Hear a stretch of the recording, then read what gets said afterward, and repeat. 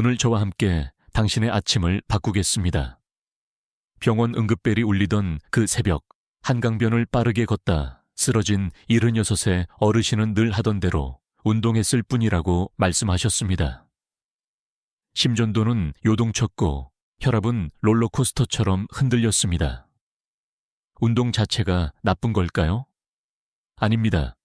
나이에 맞지 않는 습관이 문제였습니다.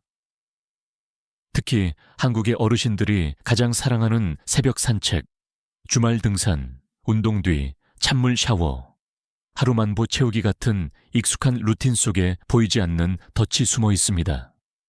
오늘 저는 재활의학과에서 수십 년을 보낸 의사로서 수많은 환자 기록과 임상연구의 교훈을 바탕으로 60을 넘긴 몸이 가장 위험해지는 7가지 습관을 위험도 높은 순서대로 풀어드리겠습니다. 그리고 매 장마다 작은 경고를 하나씩 걸어두겠습니다.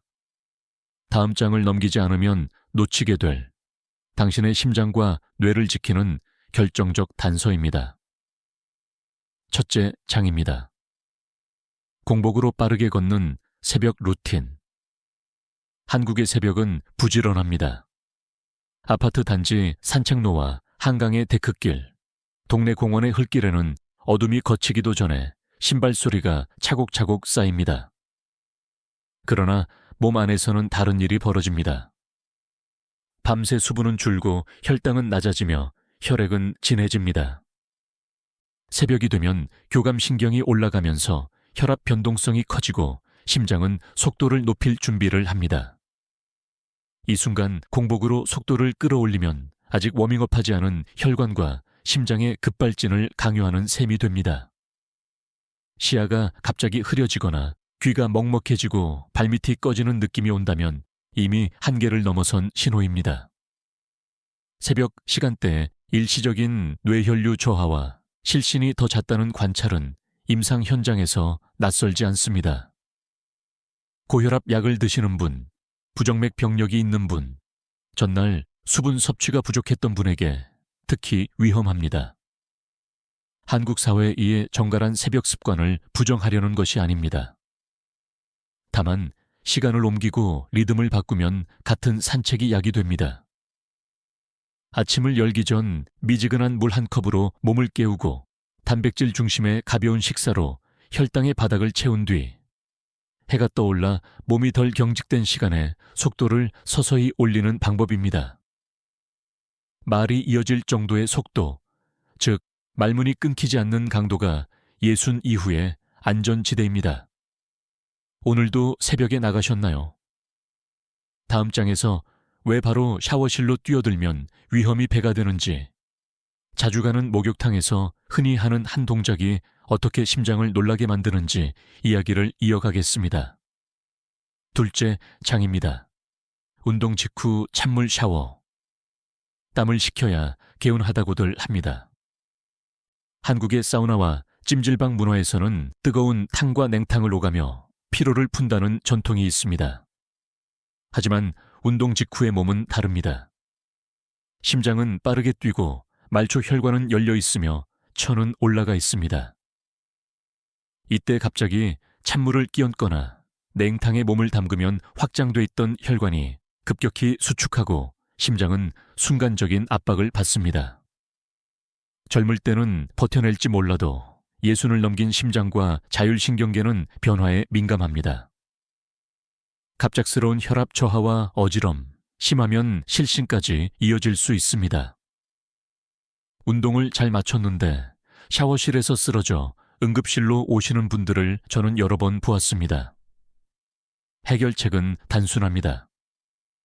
운동을 마친 뒤 최소 15분은 걸으면서 호흡을 가라앉히고 미지근한 물로 천천히 씻어내십시오. 냉탕과 온탕을 번갈아 드나드는 충격 요법은 그날만큼은 미루는 것이 안전합니다. 지금 고개를 끄덕이셨다면 다음 장을 꼭 들으십시오. 운동 전후 식사의 타이밍이 심장과 근육의 회복력을 어떻게 갈라놓는지 많은 분들이 놓치는 함정이 기다리고 있습니다. 셋째 장입니다. 굶고 운동하는 조합. 체중을 줄이기 위해 식사는 줄이고 운동은 늘리는 선택을 한국의 시니어 여성분들이 특히 많이 하십니다. 아침에는 물 한 잔, 점심은 과일 조금, 저녁에는 빠른 걷기 같은 패턴이 그렇습니다. 처음에는 체중계 숫자가 내려가 기분이 좋아집니다. 그러나 며칠이 지나면 심장이 두근거리고 다리가 풀리며 금방 지칩니다. 땀과 함께 나트륨과 칼륨 같은 전해질이 빠져나가고 음식으로 보충되지 않으면 신경과 근육의 정기적 균형이 깨집니다. 임상 연구에서도 전해질 불균형이 부정맥과 실신의 위험을 높인다는 사실은 일관되게 관찰됩니다. 탈수는 혈액을 진하게 만들고 혈압을 흔들며 심장의 부담을 키웁니다.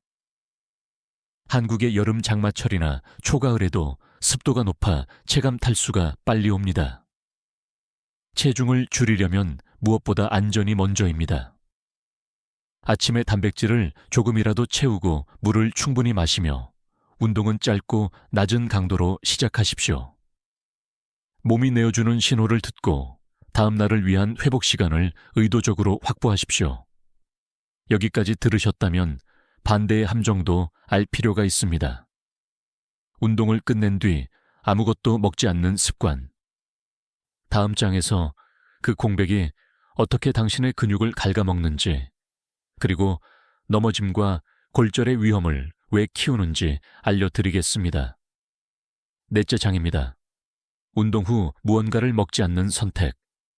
운동은 몸의 미세한 손상을 만들고 그 손상을 회복하는 과정에서 근육이 강해집니다.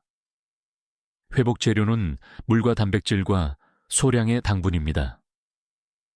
그런데 운동을 끝내고 물 한 잔으로 버티거나 체중이 늘까봐 입을 닫아버리면 몸은 에너지가 부족하다고 판단해 지방보다 근육을 먼저 연료로 씁니다.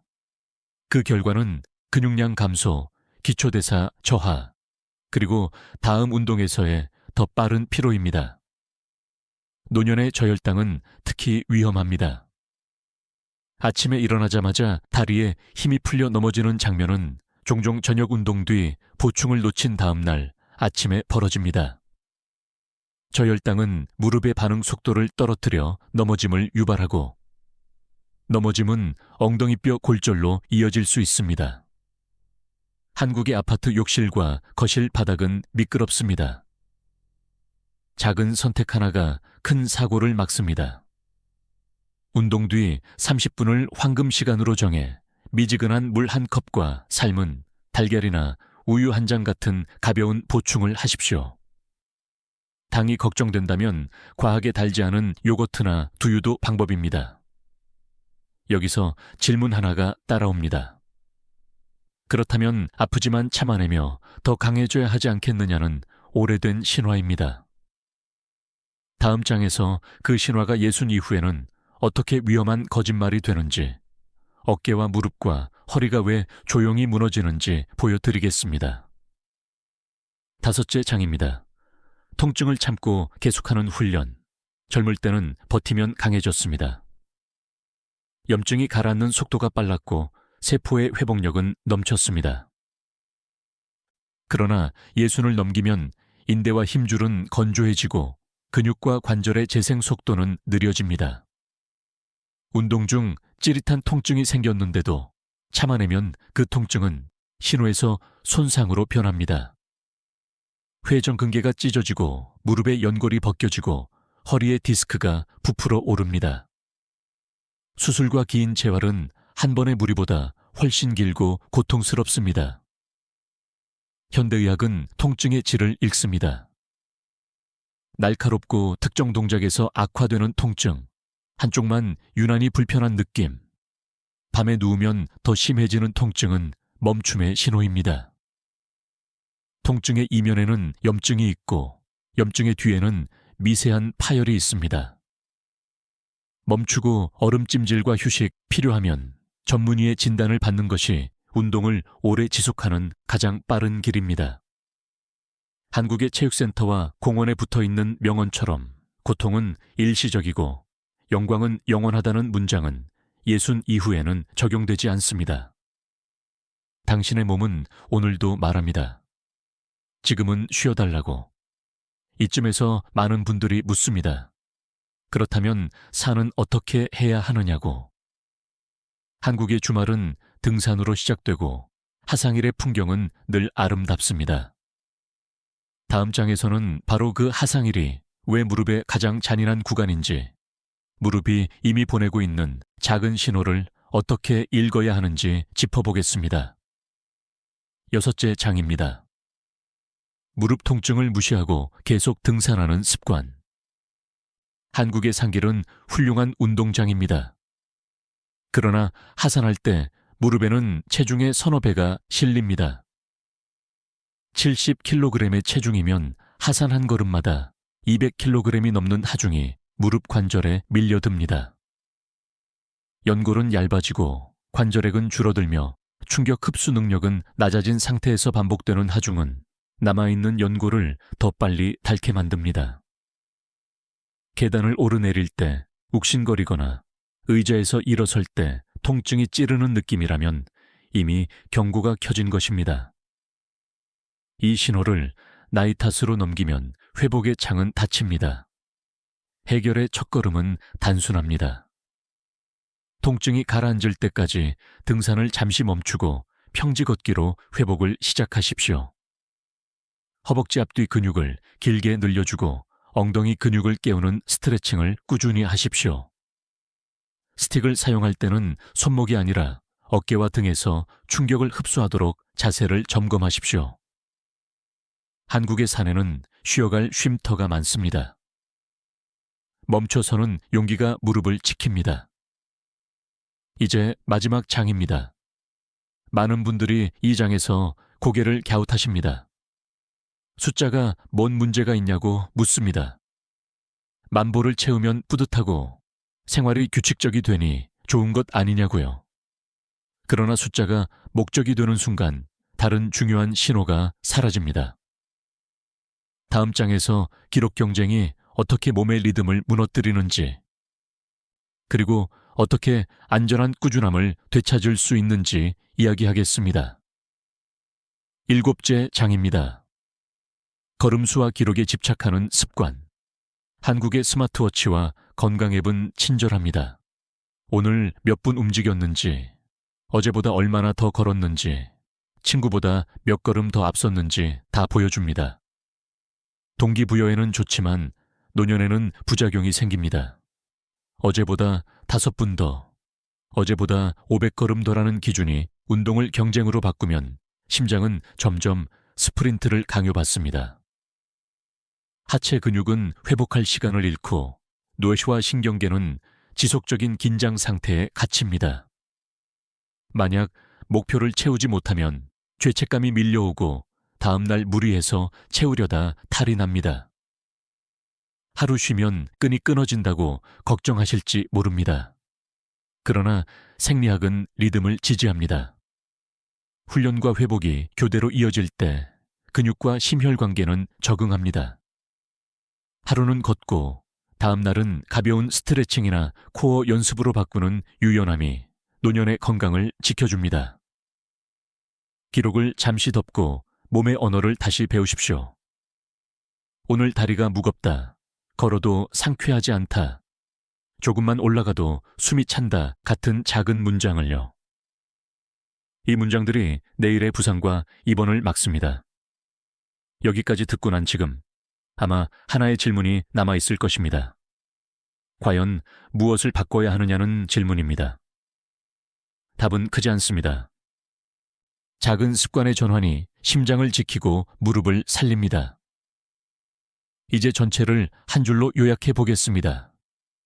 공복의 새벽 질주는 멈추어야 합니다.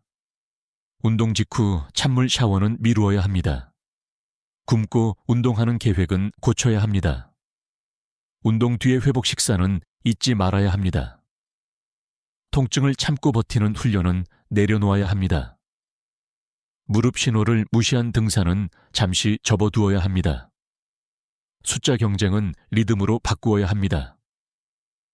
이 7줄은 병원 차트에 수많은 사례가 모여 만든 경구입니다.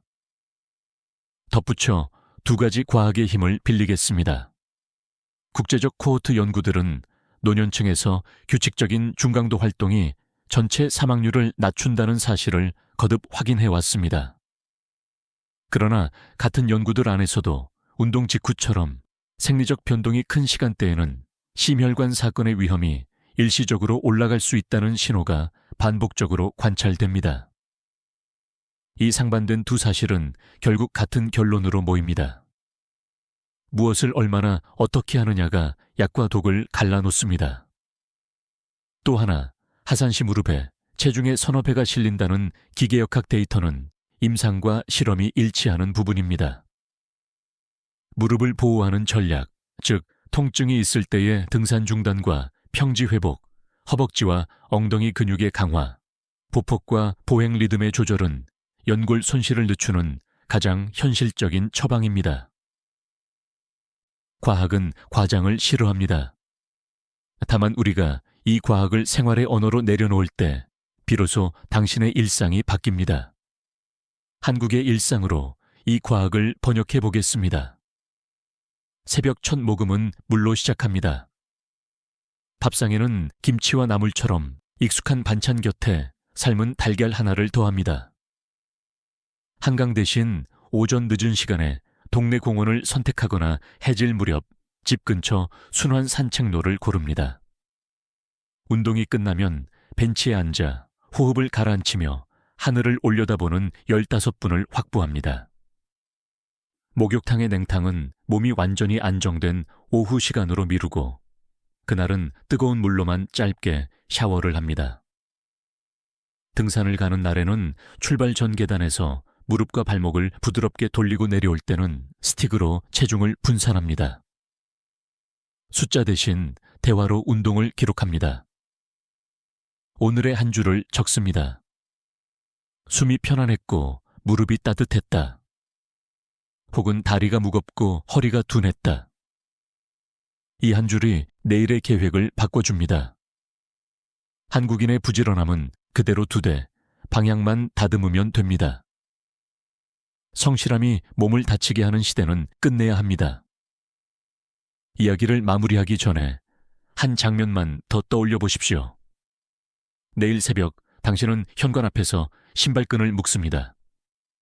그 순간 한 모금의 물을 떠올리는지 아니면 어제의 기록을 떠올리는지에 따라 하루가 달라집니다. 물 한 컵으로 시작하면 심장은 미소를 짓습니다. 걸음을 떼면 말이 이어질 정도의 속도로 몸을 풀어줍니다. 운동을 마치면 벤치에서 하늘을 보며 호흡을 정리하고 집에 돌아와 미지근한 물로 땀을 씻어냅니다. 부엌에서 우유 한 잔이나 삶은 달걀 하나로 회복을 돕습니다. 무릎이 보내는 작은 신호는 메모해둡니다. 그 메모는 다음 주에 등산을 바꾸고 다음 달에 병원 예약을 줄입니다. 오늘 이야기의 목적은 거창한 결심이 아닙니다. 작은 선택의 반복입니다. 그 반복이 쌓이면 10살은 가볍게 젊어집니다. 여기까지 함께 걸어주셔서 고맙습니다.